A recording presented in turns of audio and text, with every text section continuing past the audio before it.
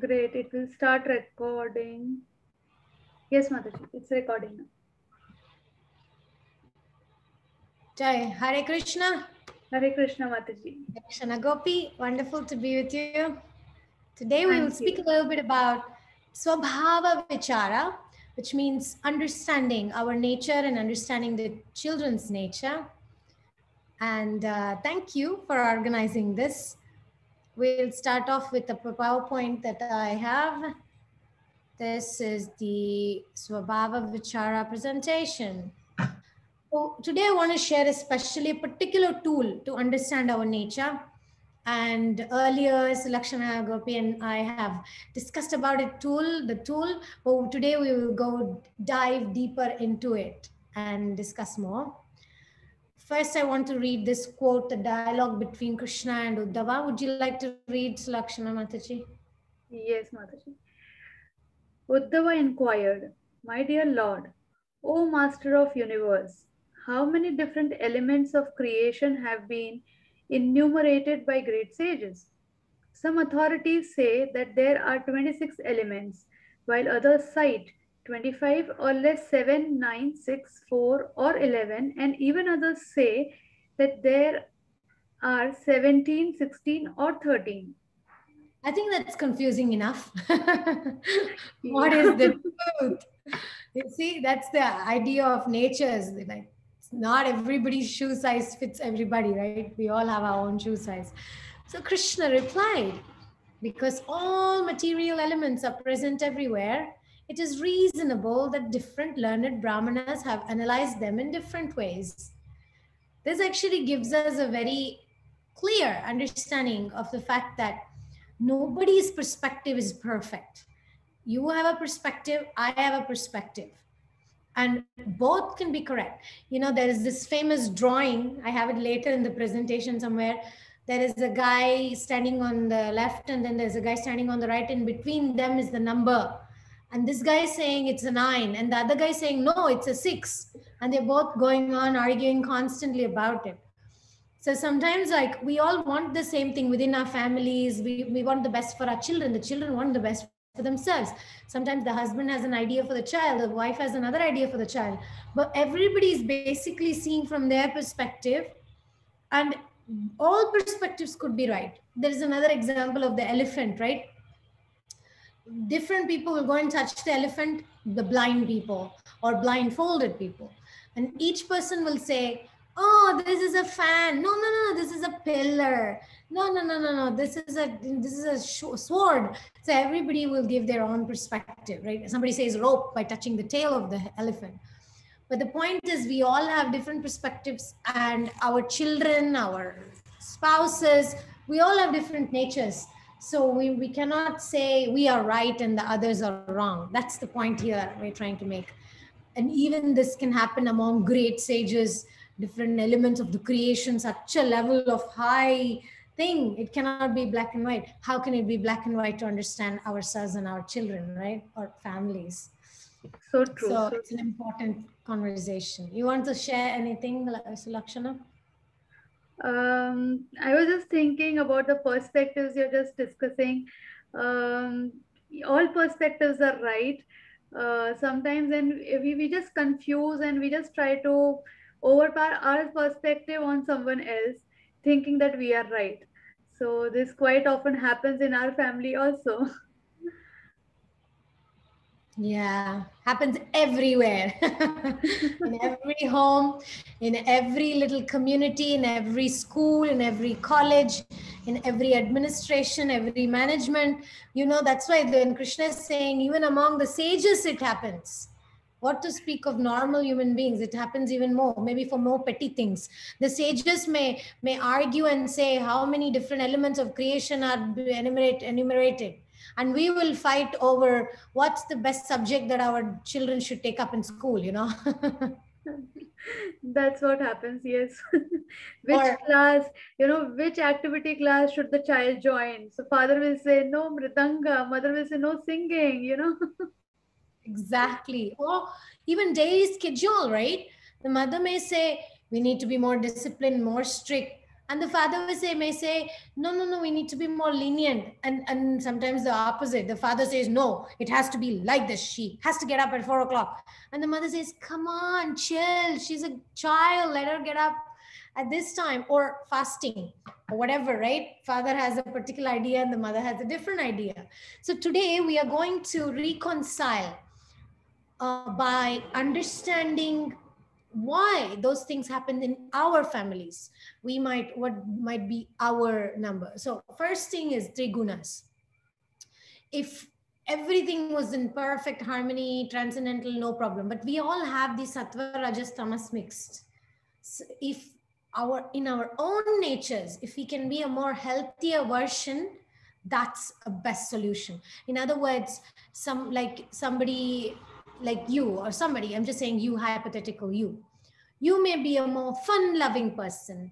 You may be a person who is light and you don't like to become too worried about things, and you just like to keep things light. And that can be done in rajas, tamas, or sattva. So in tamas, somebody can become so irresponsibly enjoying things that they don't keep track of accounts, they don't keep track of the child's homework, completely just get neglectful. Or somebody can be fun in a rajoguna way, pushing the child, let's go and have fun here, have fun there, and then maybe make the child miss the school or something. I'm just giving an example. Rajoguna can be like that. And then in Sattvaguna, the person knows when to draw the boundaries and understand the limitations and say, I like having fun, but I need to consider so many different aspects. So let's take into consideration that the child's nature is different. Maybe she doesn't want to have that much fun as much as I want to have, because her idea of having fun is different than how my idea was when I was a child, when I was thinking of having fun. Then, like personally for me, it saved my relationships. This tool that I'm going to share with you today, it saved, because earlier I used to wonder so much why the difference is there, why this person, my husband, doesn't understand my viewpoint, why this co-worker doesn't understand. It was always like that. But now when I understood this, I can be at peace, and it helps. Knowledge is power. It really helps. I mean, we have so many different ways of knowing the natures. One is Ayurveda, Vata, Pitta, Kapha. Somebody, Vata is more nervous by nature, right? They become more, they're more skinny, but they're maybe worrisome. They're more, maybe they're sharp. They have a lot of thinking. They think a lot, Vata people. And Pitta people are more like action people. A person who's Vata and Pitta come together, and the Vata is going on and on about this idea and that idea, and Pitta is like, let's get doing, let's get it done, let's just do it. And the Vata person is like, no, but what if we do that and that happens? Let's wait. That's a Vata, because Vata is ruled by fear, right? Fear is an element of nervous energy. Vata are always very active mentally, and they're very much based on fear. And then the Pitta people are more like, they don't have fear. Bring it on, baby. Let's do it. That's the people, right? And here you can also see the elements. Vata is by air and space. You see a lot of air, like sometimes they think a lot. And Pitta is more fire, and also some water. Yes. So water and fire, it's different energy than space and air. And then there is Kapha, the Kapha type of people. They take their own sweet time. They're more so, they're very grounded. They think deeply, or they just don't want to think at all. They don't want to act at all. They just want to be there and relax, or they don't want to move. They're like elephants sometimes, or earthly people, right? Very grounded. Yeah, you want to say something? Yeah, I just remembered, like I had some problems, and recently I was with this Ayurvedic doctor, and this Prabhuji, after doing the prayers and all, he started our treatment. So he checked my nadi, and then he's telling that you are a Jwalamukhi. Then And then later on he checked my Prabhu, and in that time when he checked my nadi, he was asking my Prabhu, how do you handle this Jwalamukhi? And then when he checked my Prabhu's nadi, he's saying, oh, now I know how you handle this Jwalamukhi. So you are a bigger Jwalamukhi. So eventually it came out that we all three of us, Diya, myself, and Prabhu, so all Vata, we had all Vata patients. Like our treatment was same. So because I underwent treatment, everyone underwent treatment. But he also told me this. I am completely able to relate to what you are saying, because he told me the same thing, that Vata people, they keep on thinking, thinking, thinking. So he was telling, Mataji, you must be having so many ideas. So you can keep on sharing the ideas with me. I said, okay, Prabhu. So yeah, I can completely relate to this. Yeah. Vata people are sharp, you know, they speak. We are very like communicative and all that. And that's the thing, right? When Vata and Pitta come together in the body and becomes imbalanced, then the Vata dosha happens. Vata itself is healthy, but there is healthy and unhealthy levels. The Yeah. idea is, you see, all these are in harmony. The cold, the cohesion, everything, light, fire, earth, air, we need all of that. And we may be primarily something. But when there is imbalance, that's when Vata dosha happens or Kapha dosha happens. Kapha dosha people are overweight. And then Vata dosha people might have, say, muscle pains or knee pain or excessive headaches. All that is a Vata dosha problem or Pitta dosha problem as well. Anyway, this helps us to understand what are we are and then how to integrate. That's why parenting, when we think of parenting, when we think of children, diet is so important. Because if our child is out of control, out of the vata dosha, whatever, they will be so afraid. Pitta dosha, they will be so angry, irritable, they may throw things at home. And so if we don't keep the balance of the doshas, then we can't get our children to learn anything. We will only be busy just troubleshooting and problem solving. We can't really grow and develop. Mhm. So Anyway, Mataji, this Vata, Pitta, and Kapha, they are doshas, but they have to be kept in the balance. And we are going to discuss about that through anagram tool. well, today's tool is something else. I was just giving an example that we have also Okay. this tool called Ayurveda. Uh-huh. I was We just are, started relating because yeah, it is so much, yeah, it is so much, related actually. you know what would be nice? We could make a video about Vata, Pitta, Kapha parenting. If a parent is Vata and the child is Pitta, what is the challenges and solutions? If it, if the child is Pitta and you are Vata, you will be afraid where the kid is running all over the place. And if you are the Kapha and you can't handle the Vata child, or you are the kapha or you're the vata person and the child is kapha and you're trying to shake the baby and say, come on, do this, do that, and the child doesn't want to do anything. Yeah. My sister was like that. And we used to tell her, oh, come on, do something. But she would not get up from her place. Yeah, that sounds kapha. Kapha Yeah. people are, they will only move when they want to move. They are like the bulls and the elephants. But when they move, you can't stop them because they are like earth, right? If imagine big chunk of earth falling on us, we can't prevent it. Air, you can just say oof and then put them away, but earth, you can't. So the idea is this vata pitta kapha. This is something with our body. That this is something you can. One thing we can say for this video is, if you want to balance, have healthier diet. Avoid white sugar, white flour, fried stuff. Have more fruits, vegetables. Drink a lot of water. Give a lot of water to your children. So if you are a healthy, whatever you are, healthy vata, healthy pitta, healthy kapha, you help your child be that healthy whatever. It's easier, the parenting. Otherwise we are thinking, oh, why my child is so aggressive, and go to the doctor, go to psychologist, get antidepressants, get other kinds of pills, increase this, increase that. It's unnecessary. All you need to do is have a healthy diet, drink enough water, do some basic pranayam exercise. Then you can avoid all that kind of problems of visiting psychologists and visiting all sorts of nutritionists. All you need to do is like be super balanced. Get be a good Ayurvedic doctor who tells you what's your type and what food is good for you. Yeah, actually, we were directed towards it. Like with Mataji, she wrote us the full diet plan that what we should follow as per Ayurveda for our family. And I have noticed tremendous changes after that. Yeah. Especially, I have noticed I don't have to follow Diya for doing any spiritual practices.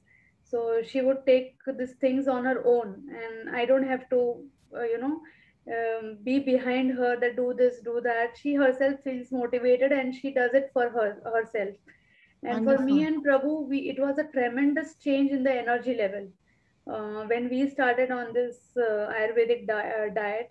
And now, as our family, we are eating only 2 times a day. Mhm. So with yes, with a lot of fruit supplements in between and a lot of water in between. So yes, it really works. And yes, because of this COVID, we were exposed to pranayam and you know doing some exercises every day. So yes, it has helped a lot. Last 8 months have been a complete shift to our life actually because of Wow. this Ayurvedic diet. Yeah. You see, that's your proof right there. Thank you. Anybody has any doubts, you can contact Sulakshana. She can give you more ideas on how to regulate. I I don't have I did we did it with Prabhuji who is in Saswad congregation that's near Pune. Mm-hmm. So and I keep on recommending this because I myself suffer from illness which cannot be cured by allopathy. So Mm. we just tried it. We tried Ayurveda for that, and it is really working wonders actually for me. Great, great. Yeah, so and then we also have the ashramas, right? The Shastra says there is Brahmana, Kshatriya, Vaishya, and Shudra. And again, these are basic divisions. All of them are good because they're all limbs of the society and they're all parts of Krishna's system. We don't have to, I mean, we may think, oh, being engineer is something extraordinary because you're getting paid, say, whatever it is, 2 lakh rupees per month. But actually, after all, Shudra thing is actually, engineering is actually a Shudra thing because you go, you work with a company. So sometimes we shouldn't push our children. Come on, get scores, go work for some company, dedicate your life and sacrifice your energy for some company to make money. That basically you're pushing them to be Shudras, but maybe they are different. Their nature is to be Vaishya. They want to do business or they want to become a leader and rule some place or do their own thing, or maybe all they want to do is like teach and preach and become a teacher. So we shouldn't push children to become Shudras. That's one thing I really really want to say. We sometimes have weird ideas. Making more money is like a higher class. No, not necessarily. It depends on who you're working for, what kind of job you do. Finding that fulfillment is so important. You're laughing, what is it? I am laughing because last week I was doing one kids class and I asked kids that what you want to be in life, what you want to do, and then there was one child. He replied, "I want to make lots and lots of money." And I want to so I asked him, what you want to do with the money, why you want so much of money, what will you do with the money? So he was explaining me, I want to party, I want to do everything what the film stars and others all other are doing. So and then I was asking him further like so what will happen after that? So he was saying, I'll get a lot of happiness, I'll be very happy. So I just brought him back to his senses. I asked him that your father is already doing, your mother is already doing the same. Are they happy? Did you inquire from them? So this boy, he went into thinking. In the evening, I received a call from their family. And the mother was asking me, what did you say to my child? He's still thinking and he's asking us weird questions. And it made me laugh, and I actually narrated the entire incident to the parents. And then the parents, it somehow these questions were shaky for them, and they somehow said that okay, we'll try your Bhagavad Gita class. Well, okay, good, please come. Wonderful. This is the point, right? How can we give to our children what we don't have? If we Very true. ourselves don't know what's the purpose of money and jobs, and we try to put the kids under that pressure and tell them, hey, make money, go study and go work for some company. And if the child is, and comes and asks you, excuse me, you're doing the same thing, are you happy? And the parents like, you're not supposed to ask this, you're just supposed to do it. Why? So Exactly. it's very important. The parents themselves need to think, is your job giving you fulfillment? Is this what you want to do all your life? Is that the way you're feeling? Is that what you want your children to feel? You Very know? true. This is the Because same thing his mother told me, that you made me think about something that I am not happy. I'm just doing it for the sake of doing, because you my see, parent asked me to do that, and now I am doing the same thing with my child. So she also told me the same sentence. I can yeah, completely, yeah, resonate with what you are saying. Yes. yeah. Because sometimes we think, I didn't do it. Like, for example, okay, I may think, I didn't do it the way I wanted to do it. I wanted to become whatever. I wanted to become an actress. My parents didn't let me. Now that I have this daughter, I'm going to make her an actress. It's like, what a stupid thing to do, right? You're going to push your child to become something you wanted to become. Forget it. Let her live her life. Let the child have its the purpose. Don't force your purpose upon your child. And then the opposite also. Maybe I am okay working in this corporate world or wherever, whatever, doing whatever I'm doing. And I may think I want my child also, because you see, at least I have a house, I have bank balance. When I want, I can go back to India and settle down. So at least I also want my child to do the same. But how do you know that's the best for your child? Why don't you let your child have the best life for the child and trust God and not force your ideas? Sometimes parents really think that we know the best. But most of the times, parents don't know. I'm a career counselor, okay, here in the school. I have worked a lot with children. I've done so many hundreds of charts for parents. And parents often come with the idea, I know what's best for my child. This is what they should do.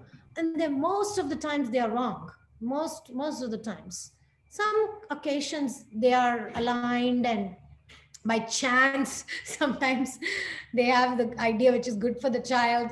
But most of the times we are only trying to put the pressure and dysfunctionality and incompleteness and emptiness and all the incompleted dreams of ours, we are trying to impose that on our children.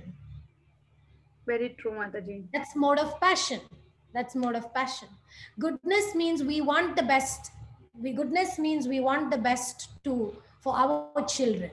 You know, goodness is Correct. not about I want what I want because I didn't have it.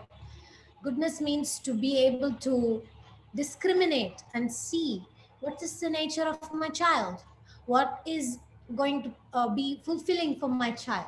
That's goodness. It does take a little austerity in the beginning, because then you have to give up your dreams. But isn't your dream to help your child progress? Very that's true. that's why we have to think about the principle. The principle is giving the best opportunity for your child. The details are the best means that this child should take this path, they should learn this, they should learn that. That's all details. So don't get lost in the details and compromise the principle. Better you compromise on the details and achieve the principle. Hmm.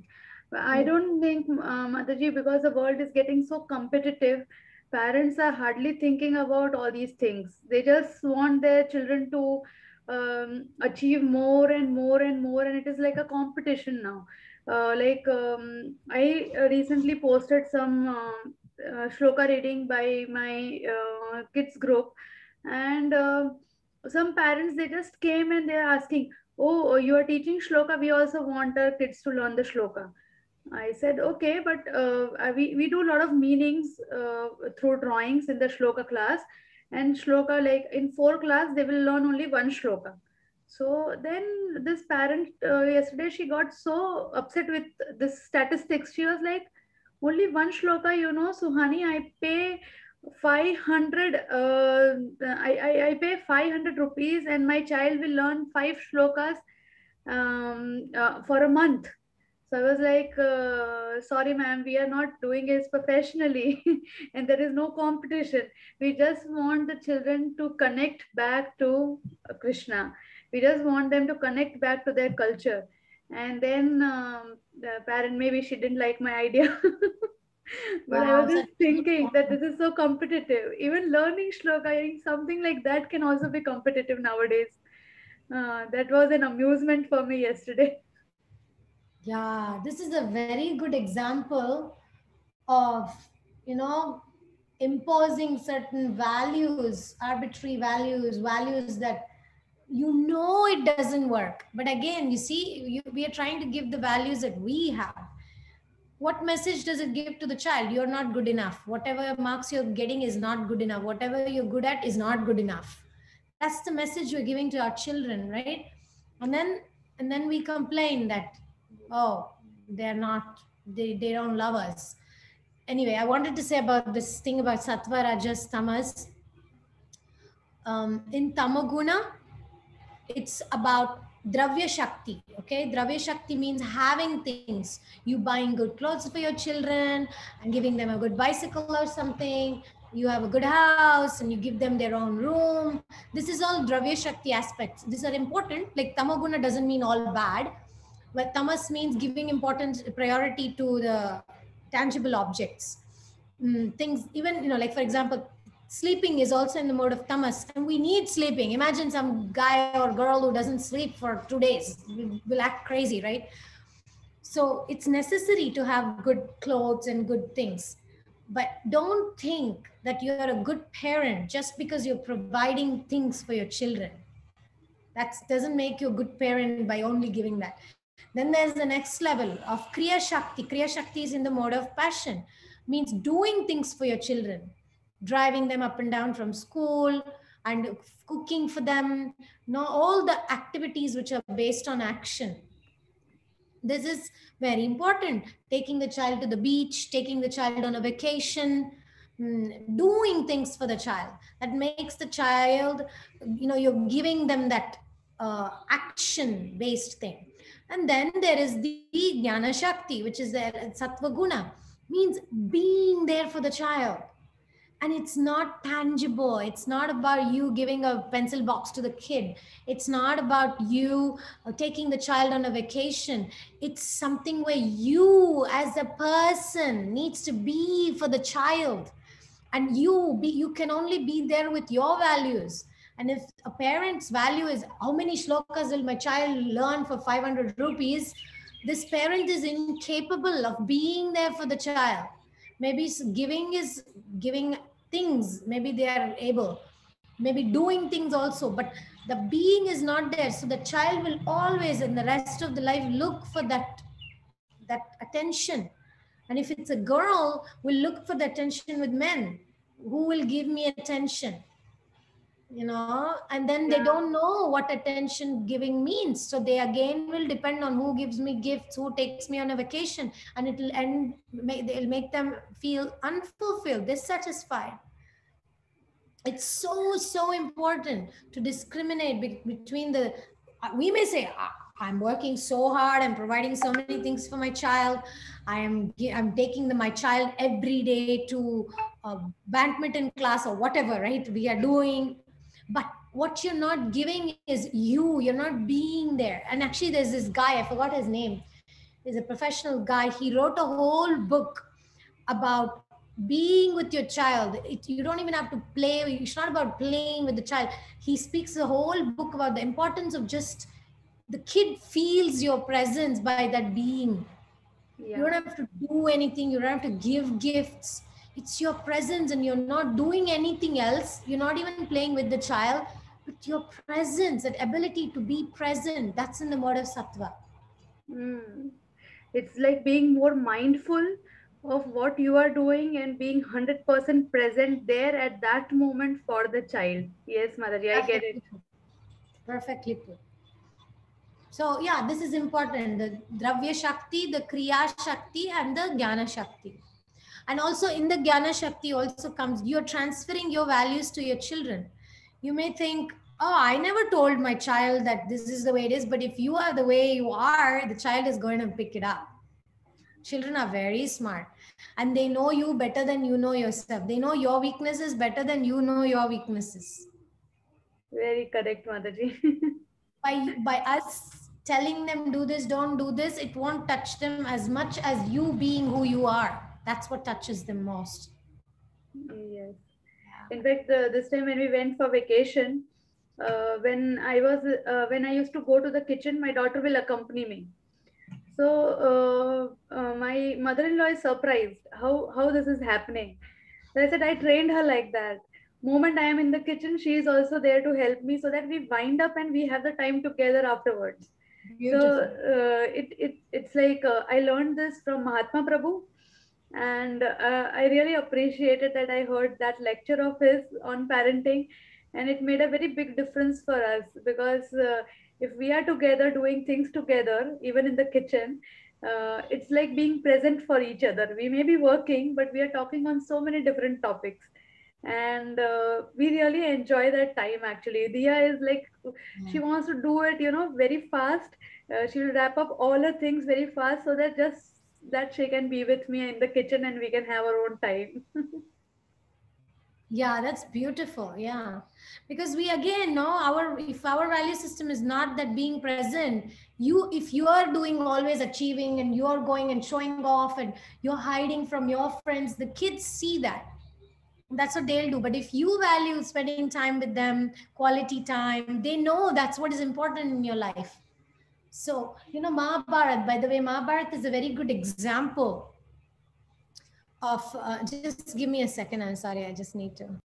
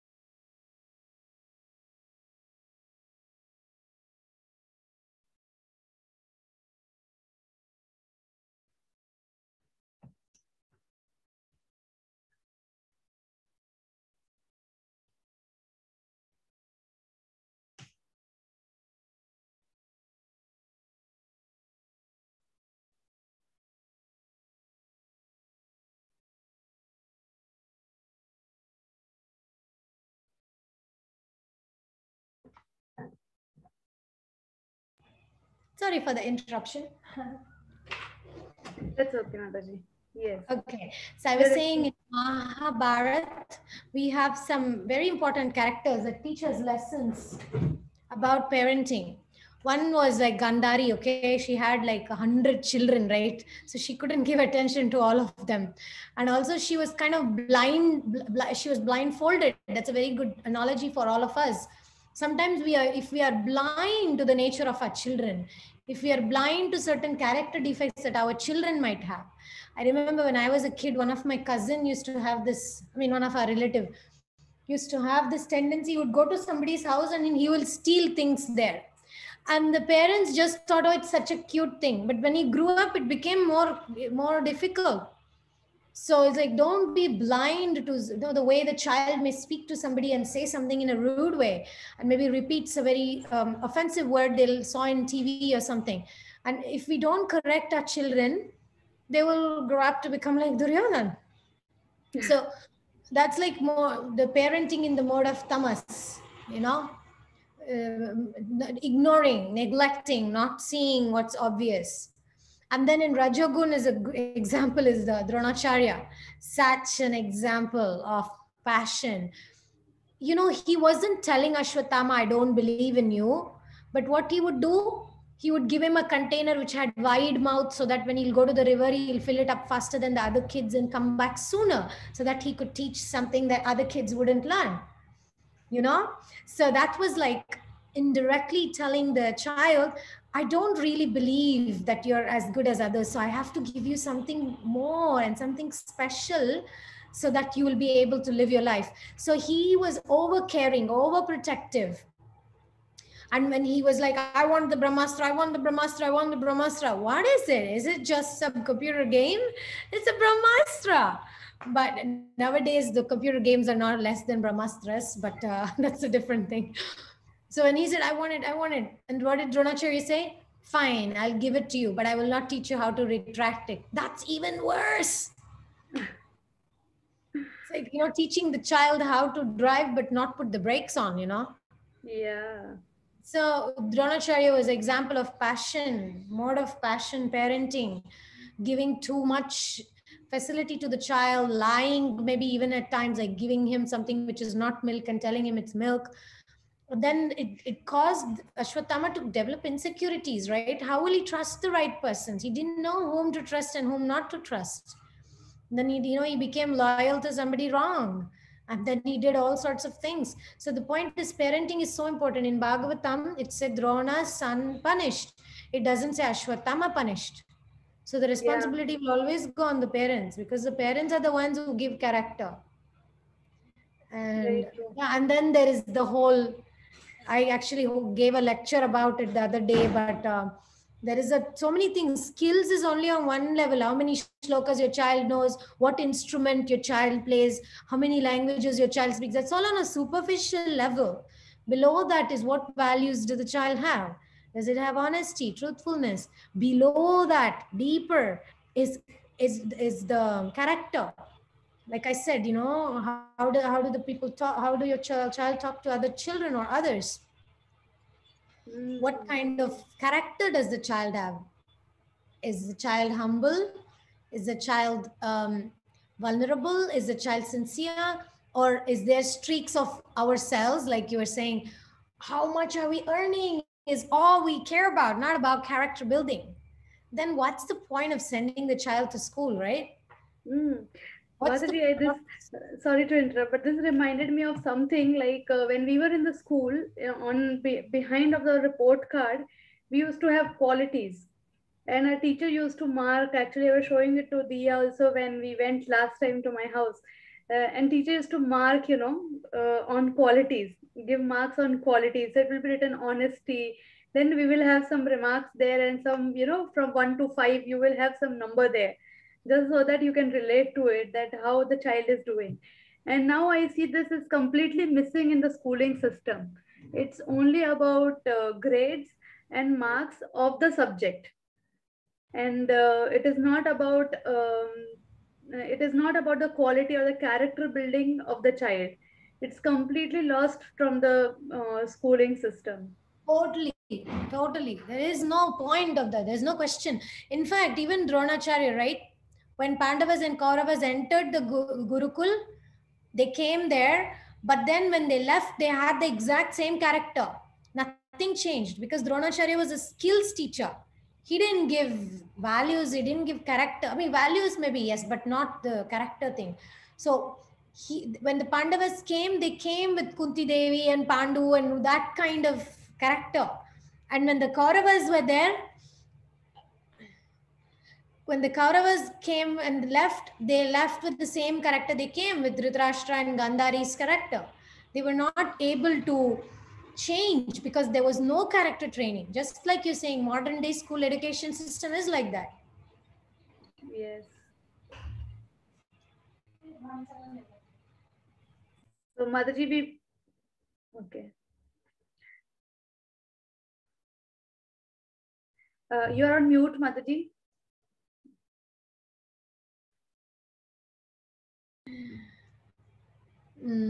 Sorry. It's okay, Mataji. So we're moving to Sattva Guna. Yeah. Sorry, yeah, go on. I'm just saying we are moving to Sattva Guna. Sorry? We are moving to Sattva Guna. Yeah. So in Sattva Guna, we don't want what we want for the child, and we don't give too much value about what they have, what titles they have, how much money. That's not what we value. If we don't value, we don't give to children. But we cannot give it unless we have it. So the whole parenting thing is, we have to educate ourselves first. If we don't educate ourselves, we can't give good education to our children. But there's one solution for Sattva thing. if we know we are not in Sattva Guna and we can accept it, it's a great victory, because we are not lying to ourselves, we are not fooling our children, but rather we are accepting that I am not capable, and then we select the right people to train our children. We give them in the hands of right people. We send them to Sulakshana Gopi, for instance. I am sending my child to you. Actually, that's the thing, right? That was a system. By the way, thank you for reminding that. Dronacharya, in those times, Vedic times, the teacher would never keep the children with themselves. They always send them to others. Because even if you were a Gurukul teacher, you would send them to another Gurukul. But Dronacharya didn't do that. He wanted to keep Ashwatthama with himself. So that's another thing, because we are biased. We have our own shortcomings and things. So we may influence the child, but somebody neutral will be able to see, no, this is the nature of the child. I'll let the child be what they are. So, Mataji, if we take this Mahabharata, you gave example of Duryodhana in Tamas, Dronacharya in Rajas parenting. And what about Sataguna? What is the example for Sataguna parenting? Kunti Devi, for instance, she let the children go when they had to go. She did not cling to them. She did not hang on to them. She gave them the courage. You know, there is a dialogue. This is a powerful one. I really like it. This is Kunti telling Krishna, please tell my son Arjuna, sometimes he gets into this Brahminical tendency that he is a son of a Kshatriyani. And tell him to not forgive and not get into that whole mood because she knew her son. She knew the nature of Arjuna. So she was able to tell Krishna, please bring him back to his senses and remind him that he is a Kshatriya. Because once in a while he gets into this Brahminical tendency. No? That's how the entire Bhagavad Gita is spoken. Exactly. So that's Kunti's request to Krishna, and that's why he spoke Bhagavad Gita. Hari bol. To help him reinstate to his real nature and dharma. So it's important to know the nature of the child. So even if the child starts thinking, oh, this kid that you gave an example, I want to make a lot of money and I want to become famous. And the parent goes and says, wait a minute, my kid is saying this because it's watching some stupid movies that externally shows that people are enjoying. But the nature of my child is actually not that. The nature is, I've seen my child feeling fulfilled, feeling happy when the child is helping others and doing things. Maybe understanding. I've seen how my child takes care of the brother when the brother is sick. So my child has tendencies of caring tendencies. So maybe my child should be a nurse or a doctor because it's fulfilled while doing helping activities. This whole thing of I want to make a lot of money is not him. A wise parent will know that. But if the parent herself or himself has ambitions for money, then this boat is going to sink. Because then we start projecting, right? I want the child to make money, I want the child to make money. Yes. That's what I experience, and I experience it quite often here at least. And Kunti was, talking about Kunti Devi's patience, her compassion, her love. Oh boy, who can you find more compassionate and loving? But look at her, while seeing Arjuna, she says an instruction which is applicable to Arjuna because she's seeing what he needs to do in that time of battle and what is his duty. So that's a good example in the parenting in Sattva Guna, because you're compromising your own dreams to protect the dharma of your child. Oh, this is an important point. Sattva means dharma. So it's not ambition, it's not artha, it's not about economic development, because even Dronacharya, he told Yudhishthir, I am a servant of artha, I'm not a servant of dharma. So if the parent you have to check and see, what are you servant of? Are you a servant of dharma? Are you a servant of artha? Are you a servant of kama? What are we? Then that we can help the children. If we are servant of artha, how can we make our children servant of dharma? Actually, Sulakshana, most people will not say, I want my child to be servant of dharma nowadays. Okay, that's very true actually, and I see it so many times when we do activities with in a generic shloka recitation class, or it's I feel sometimes as if we do it for preaching, but sometimes it becomes like too competitive and people start comparing, and I sometimes feel where the parents are heading towards the actual purpose of bringing the best out of the child is lost completely, and something else is going on actually. My child wants to do dancing, my child wants to do singing, my child wants to do mridanga, and I'm like that. What's wrong with the parents? How can the child do everything? He cannot be. Yeah, It's so like sad. jack of all and master of none. And for me, like what my parents taught me, it was more like single tasking. You single task something, you learn it perfectly, you put your time into it, be mindful about it, and then when you learn the skill, you move on to the next skill that you want to develop. So I came from a devotee family, so it was a completely different type of parenting that we had. For us, cooking and things like what we liked was always encouraged. My mother never told me that no, you have to study, so go, don't cook, it is okay. I never heard her saying that. Even when I was in the 10th grade, I used to make my own food if I like to, and even when I was in 12th, so we were never stopped from cooking, or we were never told things like, Yeah. oh, you have to study, so don't do this. And But yeah, sometimes. what you brought up is very important. Like some children, like I'm thinking of myself, okay? I was the typical type of a child. I loved going to dance classes. I loved going to singing classes. I loved learning languages. I loved sports. I was into social activities, and because I liked it. So there are certain people who are multi-talented or they want to do things. So it's not that everybody has to focus only on one thing. Some children are naturally inclined and they are able. They may just have that nature, and some of them are jack of all trades and master of something as well. It doesn't have to be one way or the other. But the point here is not that every parent has to adapt the same style. It's not that. The point is, be open, be willing, pray to Krishna to help you understand your child.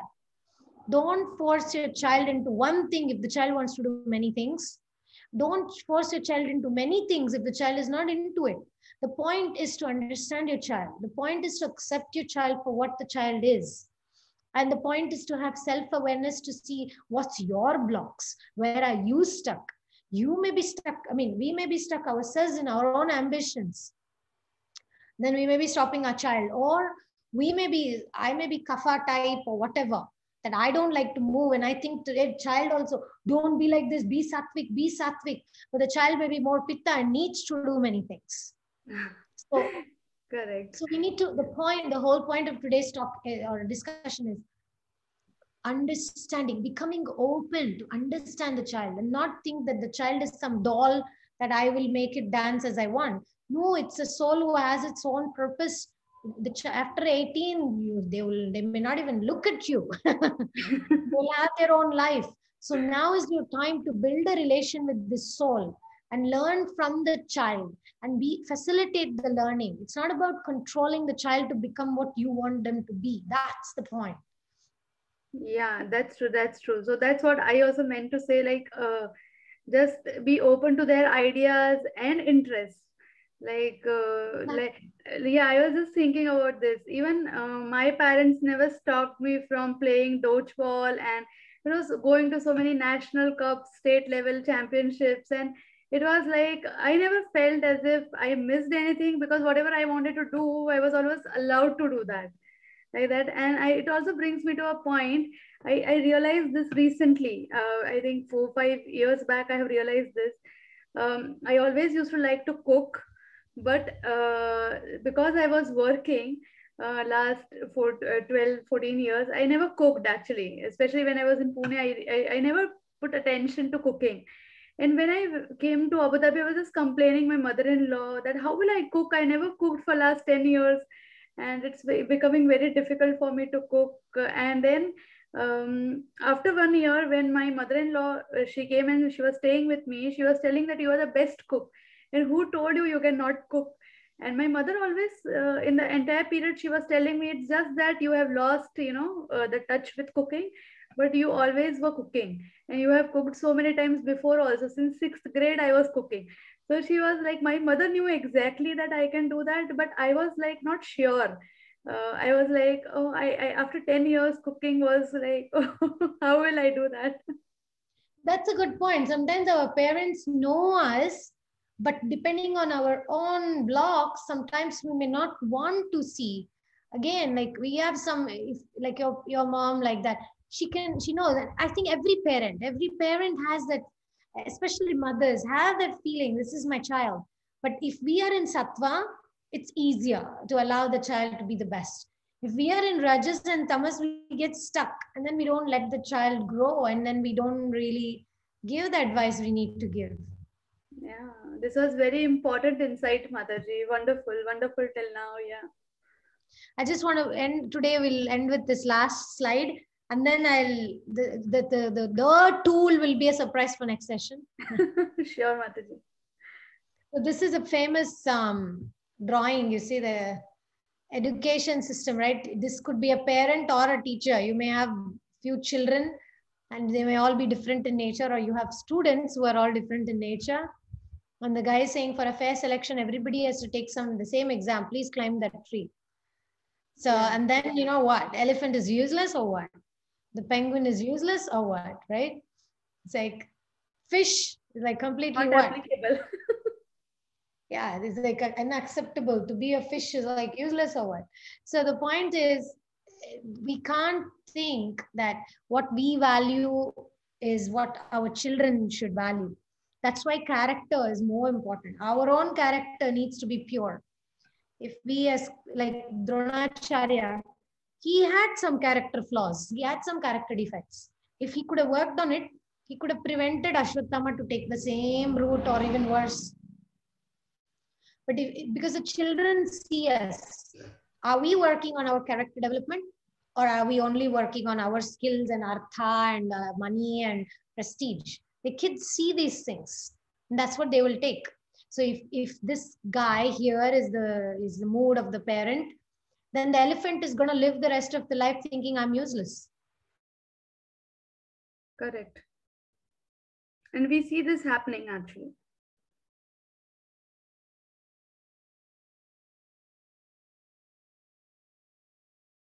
Is going to think that I'm useless.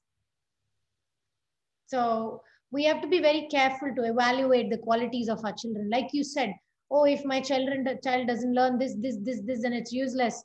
If the parent has that feeling, the child will, what do you want a child to do? Think that it's useless for the rest of its life, or believe that whatever I am is best for me and God has made me this way? So this is a question we can ask ourselves. I think this is a very good introduction to make us think more in terms of our,